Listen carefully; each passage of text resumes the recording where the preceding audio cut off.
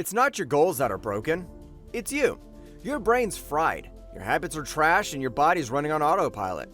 Sounds harsh. I know. You keep saying, this is my year, but every year looks the same. Let's your brain before it destroys your future.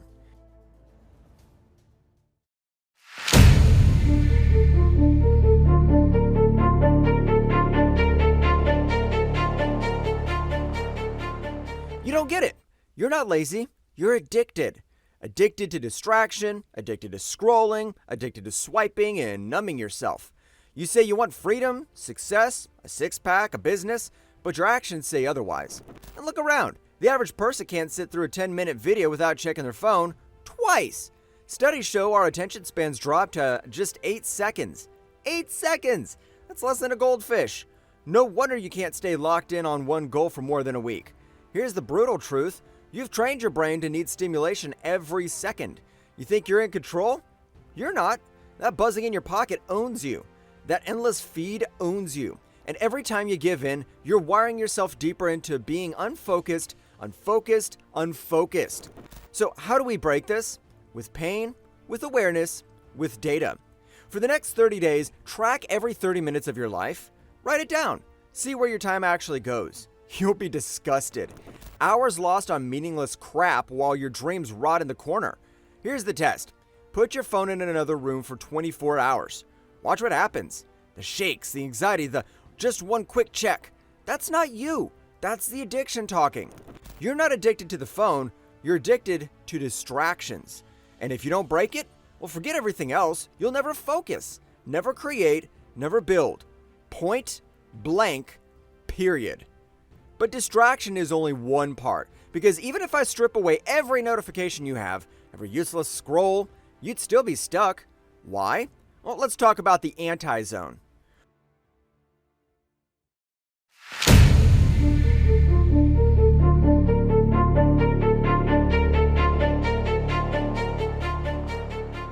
Most people aren't failing because they're stupid. They're failing because they're confused. Here's what happens. You want success. But success is vague. You want a business? Cool. What business? You want to be fit? Great. What exact goal? No clarity means no action. No action means years wasted in what I call the anti-zone. The anti-zone is the worst place you can live. It's that limbo where you know you should be doing something, but you don't know what. So you do nothing instead. Or worse, you do the wrong thing for 10 years and wake up with nothing but regret. That's why the happiest people, the ones who dominate life, live in the zone. In the zone, zone. And no, not that zone. Scientists back in 1989 proved it. Flow state, aka the zone, is literally the most satisfying mental state a human can experience. You felt it. Gaming, sports, coding, creating. You know, that moment when hours disappear and you're unstoppable? Yeah, look at you. I know you know what I'm talking about. But here's the kicker. You can't enter the zone without clarity. You need to define exactly what it is that you want. Not someday I'll be rich. I'm talking specifics here. Where do you want to be? What number in your bank account are we talking about? What exact health goal? What lifestyle? Once you've got that, reverse engineer the steps.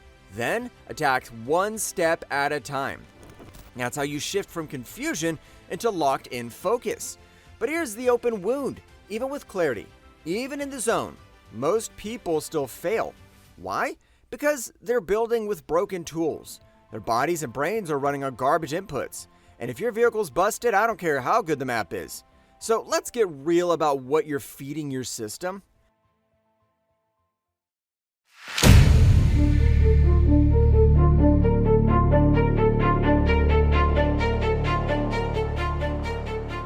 Alright, you want peak performance, but you eat like trash. Let's not sugarcoat it. Your diet is wrecking your brain. And think about it. Your body is a system. Inputs, food, sleep habits. Outputs, energy, focus, creativity. If you sleep 2 hours, you perform like crap the next day. Everybody gets that. But somehow you ignore your diet like it's optional? Why? Well, let me tell you. You eat like shit, you think like shit. You can't expect clarity when your brain is drowning in sugar, processed garbage, and chemicals you can't even pronounce. That brain fog when you read a page and forget it instantly? That's not a learning problem. That's an input problem. And this isn't just physical. Your diet is your environment too. The content you consume, the people you hang around, the routines you repeat.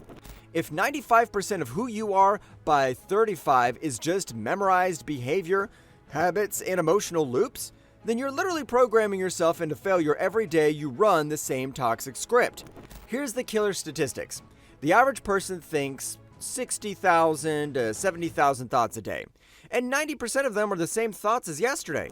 So if your yesterday was full of junk inputs and negative loops, congratulations, you just copy-pasted another wasted day. But let's not stop at awareness. You need to rewire, and to rewire, you need to step past the conscious mind into the subconscious. You can't out-willpower a system that's been programmed for decades. That's where meditation comes in.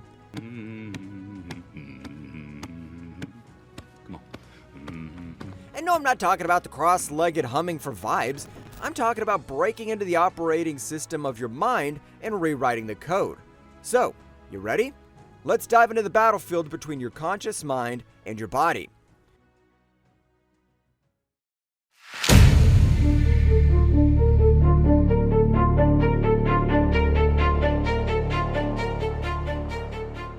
Here's the fight.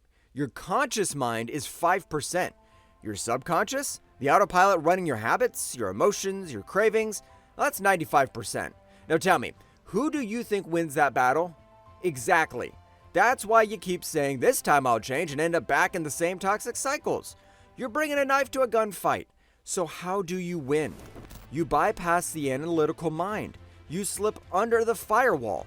That's what meditation actually is. Slowing down brainwaves until you can access the subconscious. From there, you can install new code.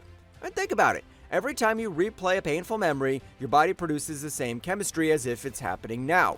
That's why people stay stuck in stress, anger, guilt. Their body literally believes the event is still happening. And the body hates the unknown, so it subconsciously clings to predictable suffering. That's why, the second you sit down to meditate, your nose itches, your mind floods with old memories, you suddenly remember a task. It's not a coincidence. That's your body panicking, begging you to go back to the old routine. But if you stay, if you resist, something insane happens. The body surrenders. Energy gets released. You shift from particle to wave, matter to energy. You start creating instead of repeating.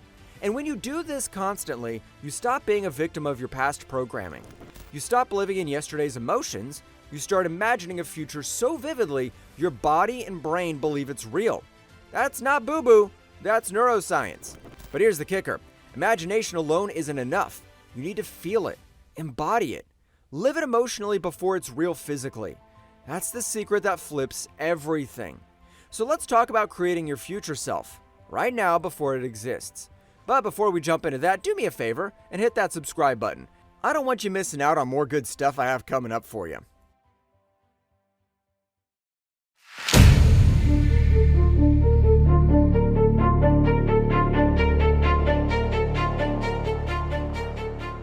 Now, check this out. This is where it all comes together. Focus, clarity, inputs, subconscious rewiring. It's all leading here. You don't need to wait for money to feel abundant. You don't need to wait for a relationship to feel love. The moment you emotionally feel the state of your desired future, you're already generating it. That's the quantum model. You become the cause, not the effect. And no, we're not talking about the quantum realm from Ant-Man, you nerds.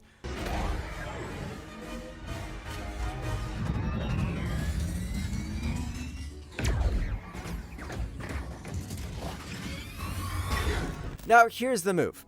Every day in meditation, rehearse your new self. Not just thinking about it, but feeling it. Walk like that person. Breathe like that person. Carry the confidence, the gratitude, the focus of the future you. If thoughts are the language of the brain and emotions are the language of the body, then when both align, you're installing the new software of your identity. And repetition is everything.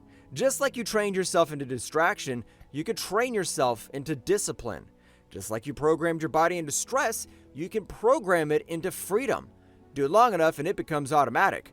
That's when your future becomes your present. But don't get it twisted. This isn't easy. It's war. Every day your old self will claw to drag you back. But the moment your willpower becomes stronger than the program, you win. You liberate energy. You break the loop. You step out of survival and into creation. And when that happens, you stop saying this is my year and you start living it.